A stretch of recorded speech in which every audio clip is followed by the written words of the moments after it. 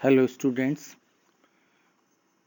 पिछले कुछ वीडियोस में हमने कंपनी की सभाओं के बारे में विस्तृत रूप से चर्चा की है। हमने एजीएम के बारे में जाना, वार्षिक साधारण सभा जो बहुत इम्पोर्टेंट सभा होती है, और उसके बाद एक्स्ट्रा ऑर्डिनरी जनरल मीटिंग की हम बात कर रहे हैं।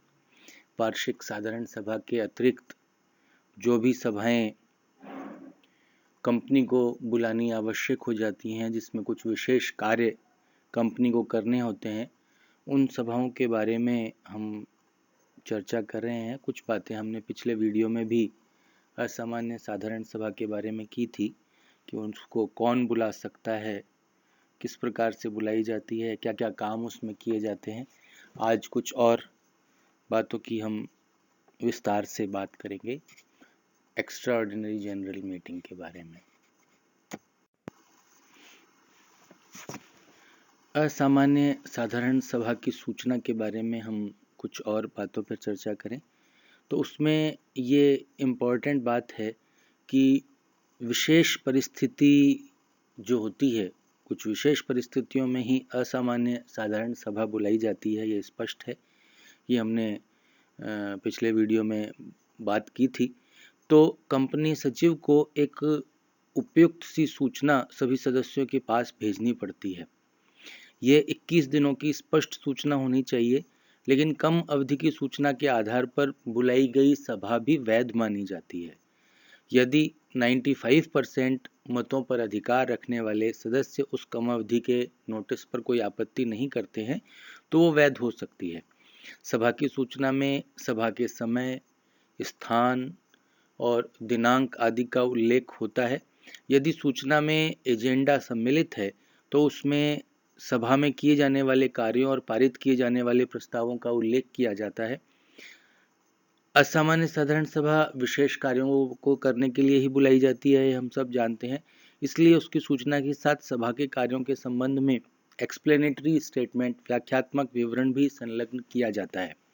यदि सभा में किसी प्रलेख का अनुमोदन करवाना है तो उस प्रलेख के निरीक्षण के समय और स्थान का उल्लेख भी एक्सप्लेनेटरी स्टेटमेंट में होना चाहिए। व्याख्यात्मक विवरण में इस बात का उल्लेख करने में भूल नहीं करनी चाहिए कि किसी प्रस्ताव में किसी संचालक अथवा संचालक मंडल का कोई हित है या नहीं। यदि उसमें किसी संचालक का कोई हित है तो उस हित के बारे में भी उल्लेख किया जाना चाहिए, उसके हित की सीमा प्रकट कर दी जानी चाहिए। लेकिन मांगकर्ताओं द्वारा सभा की सूचना देने पर सभा की सूचनाओं के साथ व्याख्यात्मक विवरण जोड़ने की कोई आवश्यकता नहीं है। असामान्य साधारण सभा के बारे में हम सूचना की जो बात की जाती है उसमें इन सारी बातों का उल्लेख आवश्यक है।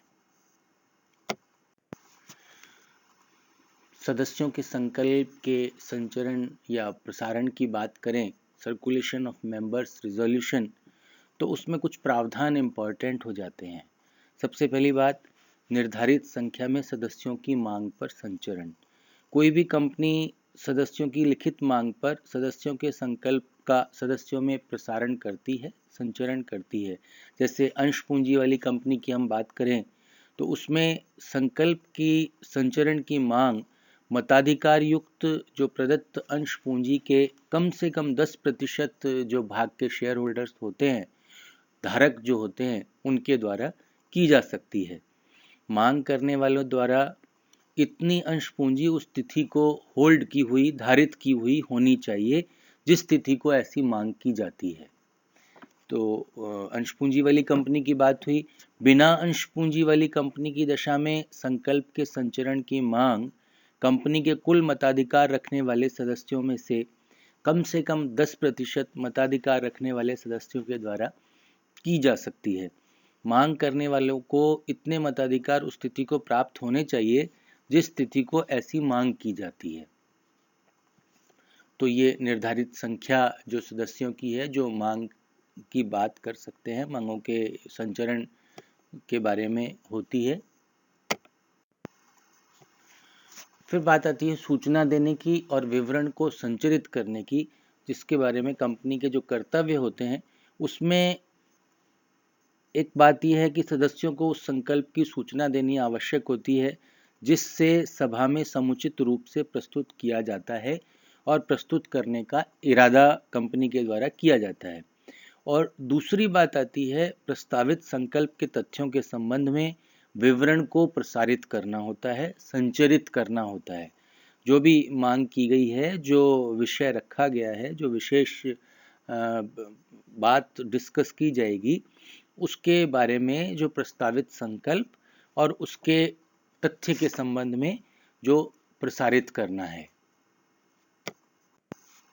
प्रसारण की शर्तों के बारे में भी निश्चित रूप से उसमें विवरण रखा जाता है। कोई भी कंपनी किसी संकल्प की सूचना देने या विवरण के प्रसारण के लिए तब तक उत्तरदायी नहीं होती जब तक कि कुछ उसकी शर्तें, प्रसारण की जो शर्तों को पूरा नहीं कर दिया जाता, जिसमें मांगकर्ताओं के हस्ताक्षर युक्त मांग की प्रति, जो कि 2 या अधिक प्रतियों में हो सकती है, वो निम्नांकित समयावधि में जमा करवा दी गई हो। सबसे इम्पोर्टेंट बात, मांगकर्ताओं के हस्ताक्षर युक्त मांग पत्र की प्रति जो 2 या 2 से अधिक प्रतियों में हो सकती है और वो निश्चित समयावधि में जमा करवा दी गई हो।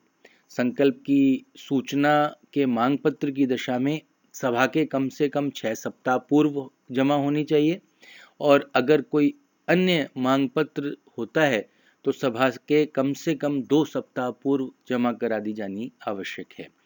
उस संकल्प या विवरण के संचरण के खर्च के लिए पर्याप्त और उचित धनराशि मांग पत्र के साथ कंपनी के पास जमा करानी आवश्यक है। तो ये प्रसारण की शर्तों का भी उल्लेख किया गया है। संकल्प का जमा होना माना जाना, कभी कभी संकल्प की सूचना के मांग पत्र की प्रति कंपनी के पंजीकृत कार्यालय में जमा कराने के 6 सप्ताह के भीतर ही कंपनी के द्वारा एजीएम, वार्षिक साधारण सभा बुला ली जाती है। ऐसी दशा में यद्यपि मांग पत्र की प्रति यथा समय जमा नहीं कराई गई, किंतु उसे यथा समय जमा कराया हुआ मान लिया जाता है। तो संकल्प पहले से जमा कराया हुआ मान लिया जाता है कुछ परिस्थितियों में, यदि 6 सप्ताह के भीतर ही कंपनी की एजीएम बुला ली जाती है। केंद्रीय सरकार के आदेश से विवरण का संचरण नहीं, तो कभी कभी केंद्र सरकार को यह आवेदन किया जाता है कि विवरण के संचरण की मांग करने वालों के द्वारा किसी अपमानजनक सामग्री विवरण का अनावश्यक प्रचार प्रसार करने के लिए अपने अधिकारों का दुरुपयोग किया जा रहा है। तो ऐसी स्थिति में ये जो ऐसा आवेदन अगर कंपनी या किसी भी पीड़ित पक्षकार के द्वारा किया जा रहा है, तो ऐसी दशा में केंद्रीय सरकार कंपनी को ऐसे विवरण को प्रसारित करने के दायित्व से मुक्त कर सकती है। तो कभी कभी उस दायित्व जो है उससे मुक्त कर दिया जाता है केंद्र सरकार के द्वारा। मांगकर्ताओं द्वारा व्ययों का भुगतान, केंद्रीय सरकार उपयुक्त आदेश देते समय मांगकर्ताओं को कंपनी के उन सभी व्ययों की राशि के भुगतान का आदेश दे सकती है जो इस धारा के कारण कंपनी को करने पड़े हैं, चाहे वे मांगकर्ता उस आवेदन के पक्षकार नहीं भी रहे हों। तो मांगकर्ताओं के द्वारा वो व्ययों का जो व्यय करने पड़ते हैं, उन व्ययों का भुगतान किया जाता है। फिर बात आती है दंड की। कभी कभी ये जो सारे प्रावधान जो वैधानिक रूप से करने आवश्यक हैं, उनकी पालना करनी आवश्यक है, उन प्रावधानों के पालन में त्रुटि की जाती है, तो ऐसी स्थिति में कंपनी और कंपनी के प्रत्येक दोषी अधिकारी को 25,000 रुपये तक का अर्थदंड दिया जा सकता है।